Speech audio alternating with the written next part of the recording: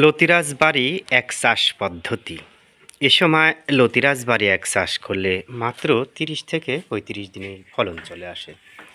লতি হারভেস্টিং, লতির বাজার মূল্য। প্রিয় দর্শক, আপনারা দেখতে পাচ্ছেন জমি থেকে লতি সংগ্রহ করার পরে পরিষ্কার করে তা আধা কেজি বা ৫০০ গ্রামের ছোট ছোট আটি বাধাই করা হচ্ছে।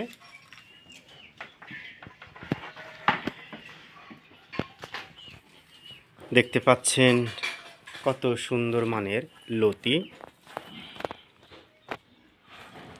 ৩৩ শতকে মোটামুটি প্রায় প্রতি সপ্তাহে ফুল প্রোডাকশনে ৮ থেকে ১০ মণ লতি সংগ্রহ করা হয় প্রতি ৩৩ শতকে ১ বিঘা থেকে।